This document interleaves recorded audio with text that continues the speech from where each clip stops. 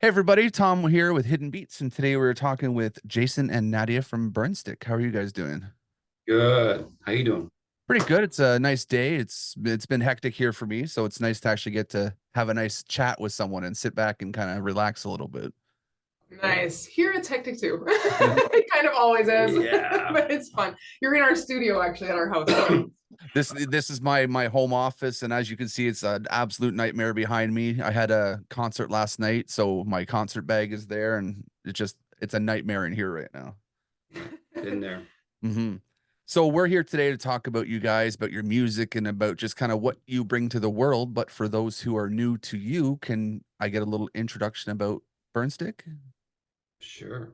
Go for it. Well, where it all started, Nadia played music on her own for a number of years in the Francophone community. Played a lot of piano. Yeah. Sang in French. Um, I did not play piano. I do not play. Well, I guess I do. You do. I guess anyway, but not to this degree. And nor do I sing French. But yeah, I was doing my own thing too. We met. Um, Wrote a song on our first date, yeah, and it's kind of been that. Burnstick kind of grew out of that as a couple, and then as a duo. Yeah, No, that sounds like, I mean, it's like a match made in heaven almost. it really is. Yeah, hmm no question. And then for anybody that doesn't know Burnstick, we're sort of a folk duo, but we kind of blend genres to have some folk and a little bit of pop influence on my end, and then a little bit of blues influence on Jason's end, and that kind of creates the music that we do. Yeah. Where did you guys come up with the name Burnstick? Well, that's my last name, and then we got Okay. married. And then it was like Burnstick, and then it just seemed like that's a good name. I mean, yeah.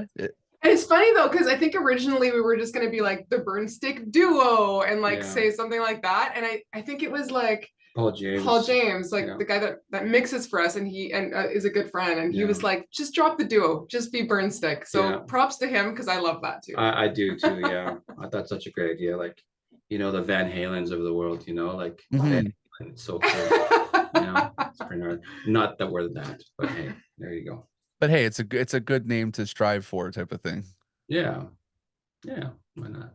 So who influenced music in the early days? Like who influenced the sound of Burnstick? I know you have your piano and your kind of acoustic-y stuff on that, folk stuff on certain sides. Like where does the sound come from as a whole? Well, for me, a lot of lap slide playing comes from my older brother Lauren, who got me playing like bottleneck slide. Okay. And then I kind of got into like lap slide playing a bit, but I kind of sounded like everybody else. It's beep, beep, like just kind of that thing. And then I saw a guy when I was like, and I was actually studying flamenco guitar, so I was like wanting to go to Spain and really take it on. But I saw a guy when I was like 21, I think. His name is Ben Harper, and he had this like Weizenborn going through like amps and overdrive, and I'm just like, what is happening? And it blew my mind, and it just set me off on this journey. So that was my first influence with like lap slide going in a different direction, and since then it's been like David Lindley, those kind of guys. Doug Cox is another guy. Basically any lap slide player out there that's doing what they're doing, and anybody can play it, and they're going to bring something different to the table. It's one of those instruments where it's like two guys can play the same thing, but it's going to sound so different. Mm-hmm. Yeah, And I've I, always thought that's interesting. yeah, and then I think when we met, like we music was just always there, like we just because we were both musicians, and it was just automatic. But I don't think like, and it's funny because even our first album, we're set to release our second album soon, but our first album, I think we really just sort of, like Jason brought some of his songs and I brought some of my songs, and we kind of worked them out together into this album. And I like that album, but I think that it was in sort of in the process of that, and after that, when we got to like really play live together, that I think we've more like set on a sound, on our Burnstick sound. Mhm. Yeah. I think this next album truly sounds like Burnstick. Like to me, yeah, the next album or that we're gonna release in May, it had like that to me is really, I think that sound we were looking for that whole time. yeah. Well, I mean, we found it kind of early with like Pay No Mind on the first album we did. Like that one, that was a co-write with her and I as well. Mhm. and there's a mother father that was we did too. That's more you, but then just kind of the way it worked out. Yeah, but then the second album, like Nadia says, is like, Yeah. And I think it's because we, like, even if I came to the table with some like beginnings of songs, or you did, they're all co-written. yeah, Like in the case of like the first album, where we sort of were coming with like my songs and his songs, this one is really co-written. So I think Yeah. it really, I think we've settled really into the sound that we want to do. yeah, And that Yeah. really came with the playing together, is like where the evolution came from. yeah, exactly. Yeah, Mhm. Yeah. yeah, it's wild how that kind of happened. I remember it just kind of hit one day. It was just, and just felt, it was like, oh, that's what we've been looking for. Because you can like be two amazing musicians on your own, and then start to play together, and the thing doesn't hit always right away. Mhm. And I think that was what the case with us, where we just kind of, we wanted to do it. We liked what happened. There was some magic that was happening, and then one day it just kind of clicked, and it was really, really, it was like really apparent. It was like, okay, there it is. And it gives you that opportunity to kind of to bounce off of each other as you're playing too. Because I know, as I'm not a live musician, but I've seen and experienced a lot of it. I know when you're playing something live together, you can have that moment of, oh, I know so and so, this person's going to be going here. I can give them a little leeway and really adapt each other's styles in that sense. We have to listen. There's no two ways about Yeah. it. Yeah. Mm. And we know each other's strengths too. So I Yeah. think that really fed into the songwriting for the second album. Like, it's like, okay, you're really good at this, and you're really good at this, and let's put those together somehow. Like, let's really work on a song that really makes those aspects shine. I think Mhm. we did a lot more on this album than the last. So yeah. Was it interesting trying to meld your work processes when putting, like, you've each put together songs before, but coming together as a duo? How was it different from trying to figure that out solo versus together? Sometimes that's awful. It can be really so brutal not sometimes. fun.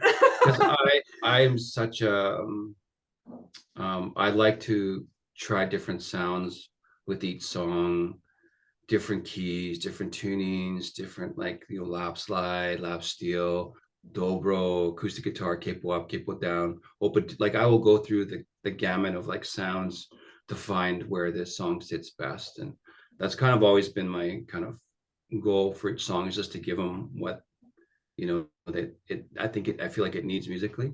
Mhm. So, and it's awful. Because I don't write like that at all. Yeah, no, she's just like, no. I will sit there with an acoustic guitar, and I just want to write the entire thing so that we can sing it.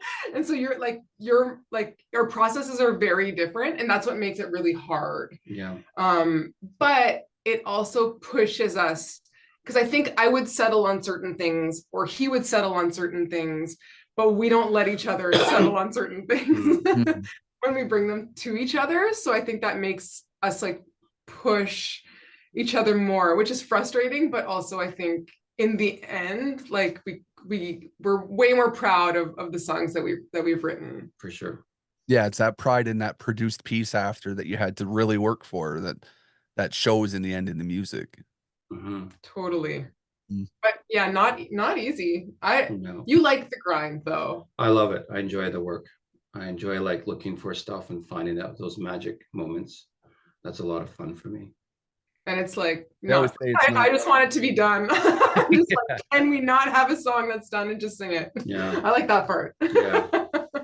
Well, they always say it's not work if it's something you love. So if you're having fun doing it and just kind of work your way through it.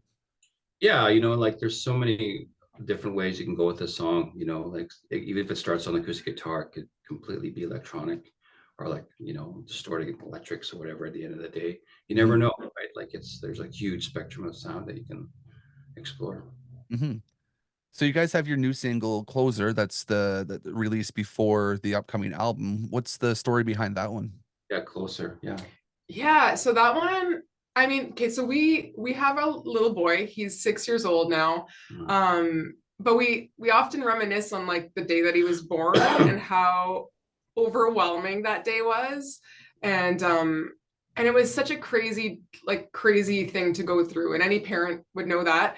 But when he was born, I remember thinking like, holy, we have no idea what we are doing. And it was like, but you have this intense love that is just like well, might not know what I'm doing, but I will do anything for this child. And I think that and looking back on it now, it was just like, wow, yeah, even through the years, like I would just do anything for him. And so I think the song Closer is about, and it might not necessarily be about a child for whoever's listening, but it's about a loved one and what you would do for that person, just because you care for them so deeply. And so that's what that Closer came out of that sort of prayer almost of like, oh my gosh, please help me be the best person I can for this being, for this child. The first line of the song was like, I'd cross any river that could break me. And that's obviously like, you know, a metaphor, but it's like we would do anything for them, even at our own cost of our own like harm. And knowing too that like we won't always, and that's where that chorus comes in, like we won't always be able to be there, you know, like as they grow up, they become more independent and they do things on their own, and we just have to do the best we can right now so that when it all goes down or when they are faced with, you know, harder things, then they're able to get through those, just like with everything that we've been able to give them and provide them. Yeah, I have a 1.5-year-old daughter now, so it speaks very, very much to me of that intense love and the craziness on the day she was born and just everything that happened. I definitely vibe with that story for sure. Wow.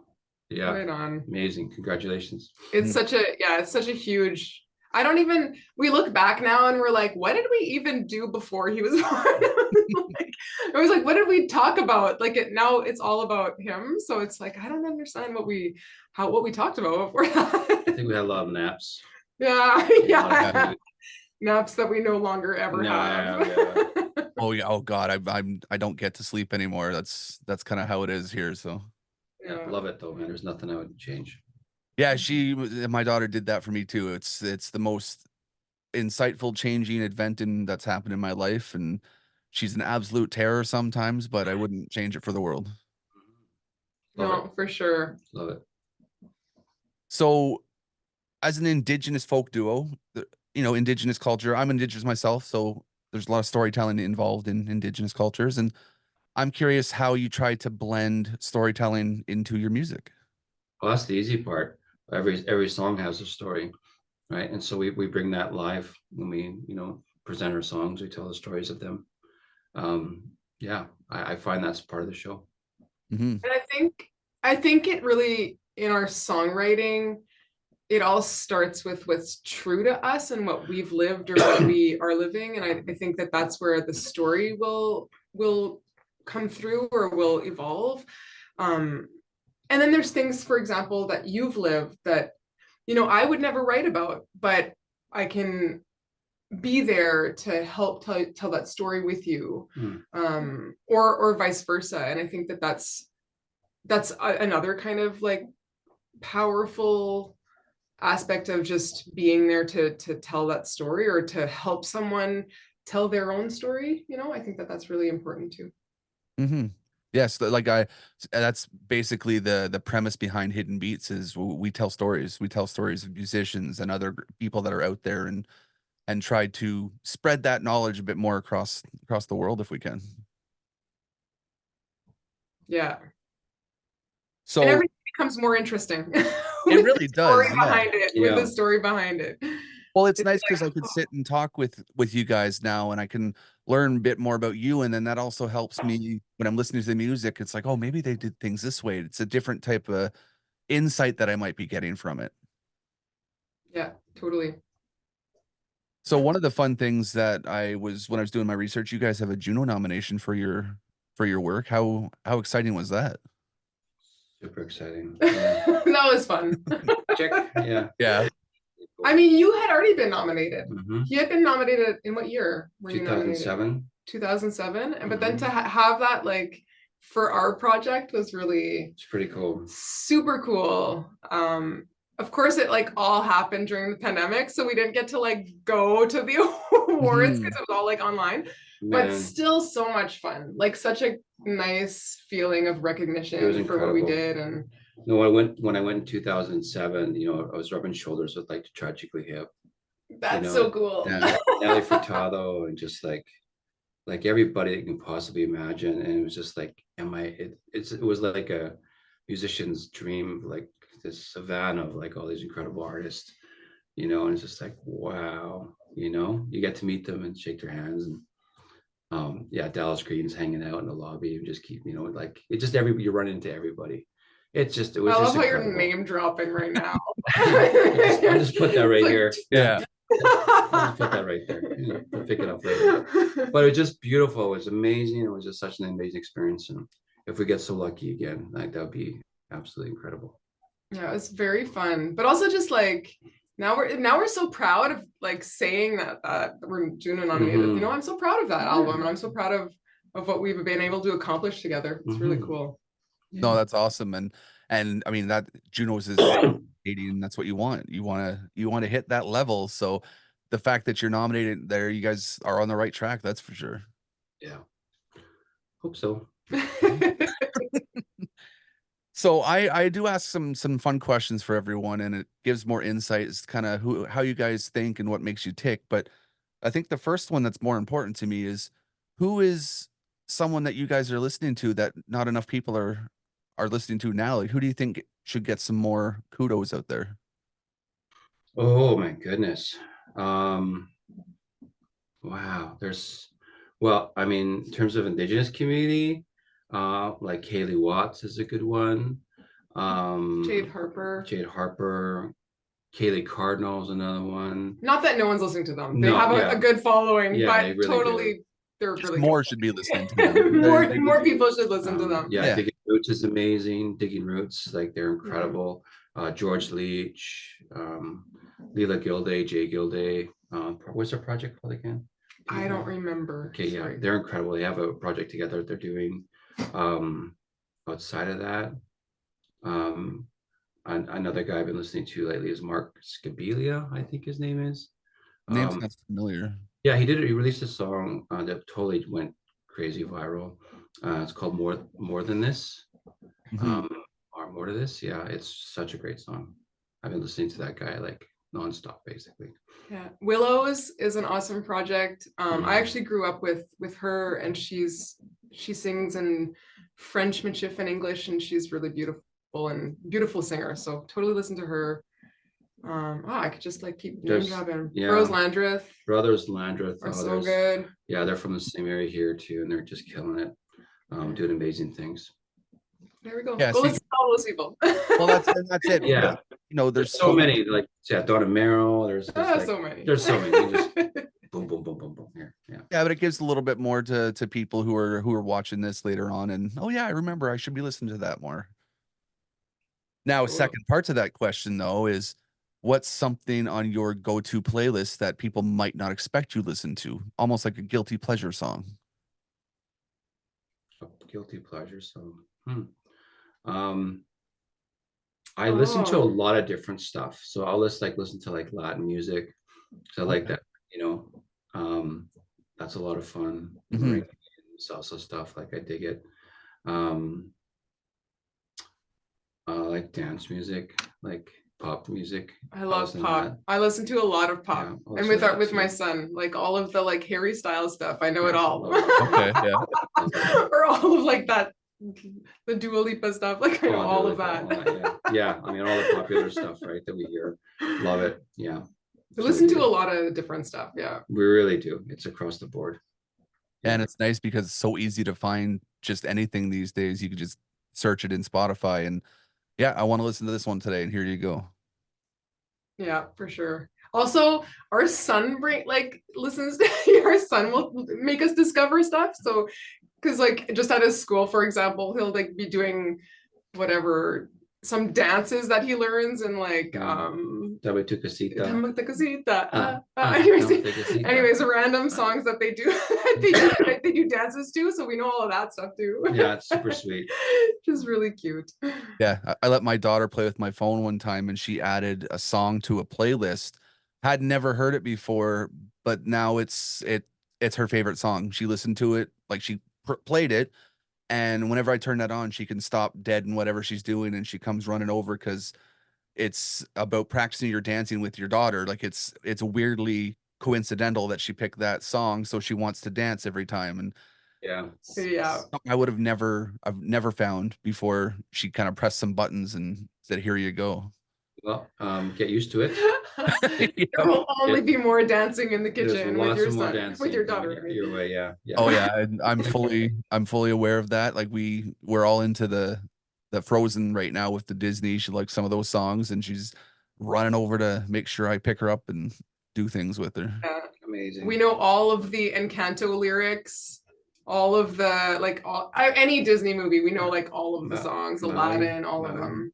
You're right. Oh, Moana. Moana, right? Yeah, all of the music. Yeah, I know most of those old ones. It's some of the newer ones we still haven't got into yet, but I'm sure I'll get there. So it'll be fun to go through that experience for sure.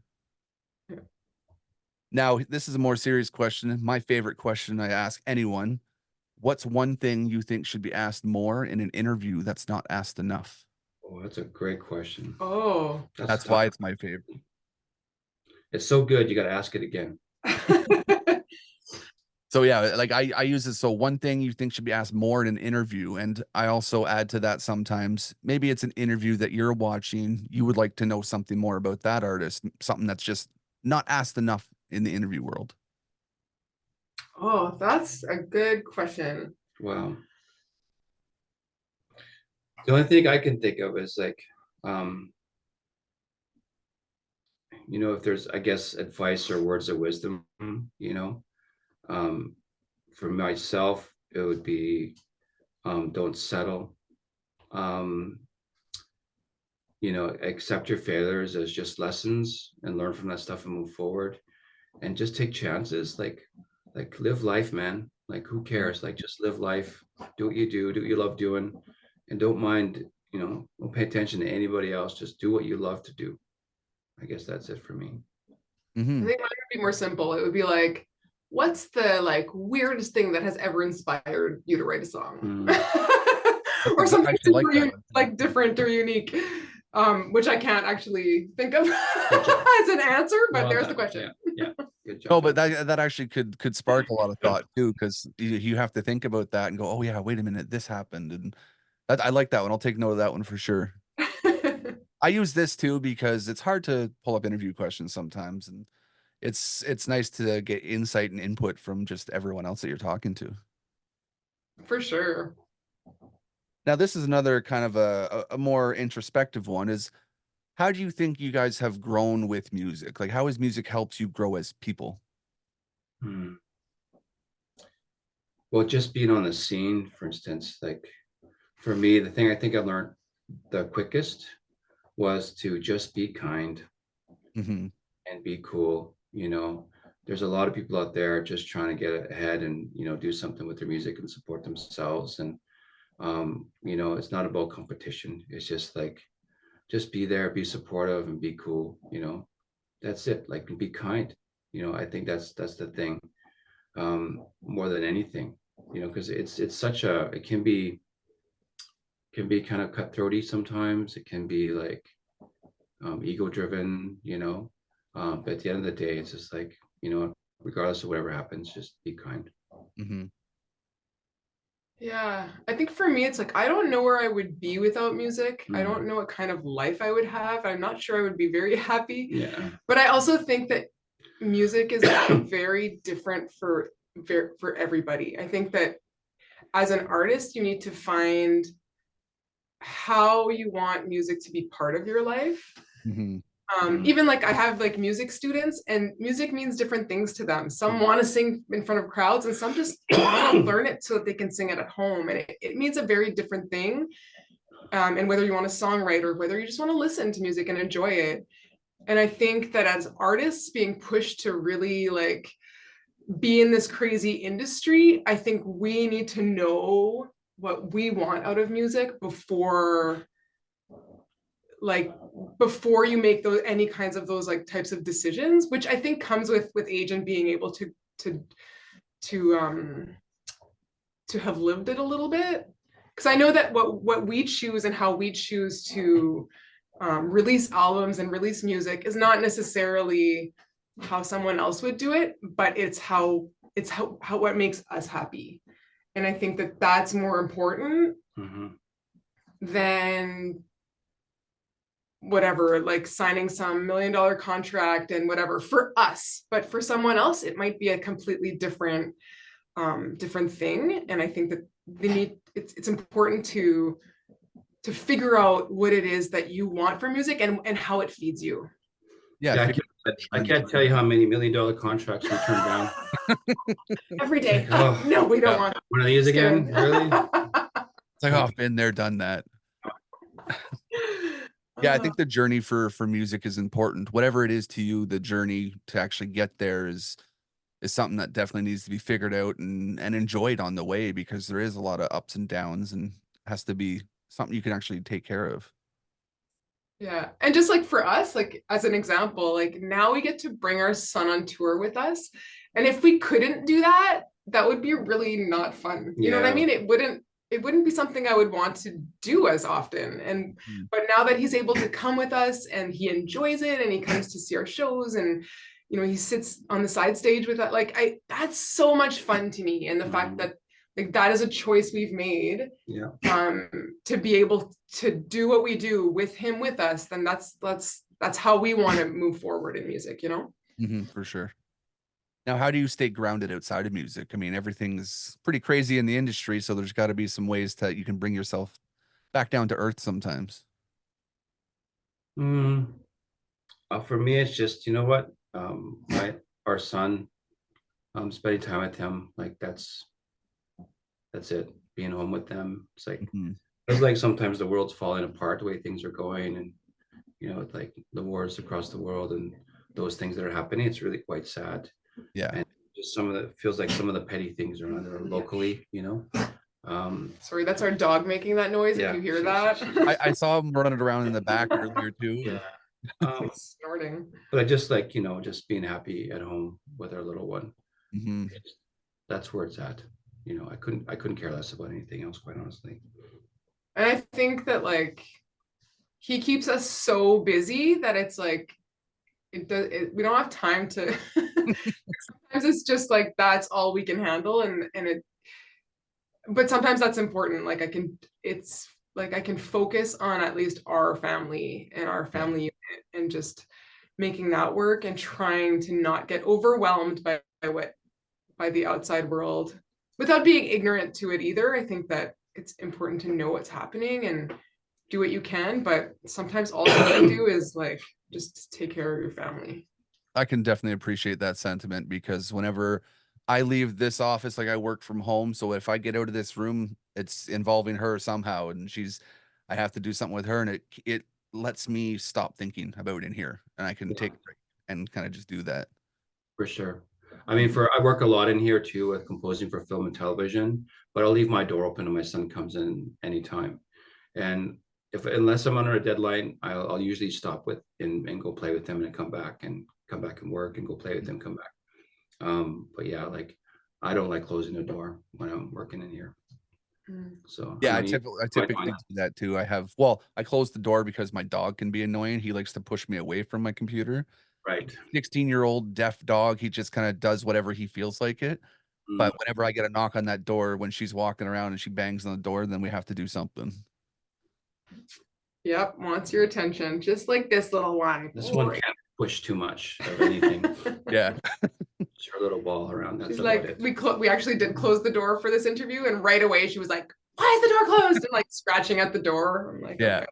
No, I love dogs, so I'm always okay with the dog joining the interviews. So I have a couple more before we sign off here, and kind of nice way to round things out. And I think the next best question is, what do you hope people take away from your music?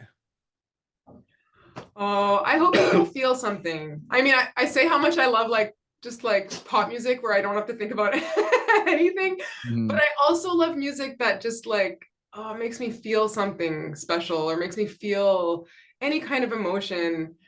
We're so overwhelmed, like you were saying, like about with the world, that sometimes it's like I just need to feel one thing, or feel or hear something special, or hear something happy, or hear something sad, or whatever. But I hope that our songs reach people and they feel something. Hmm.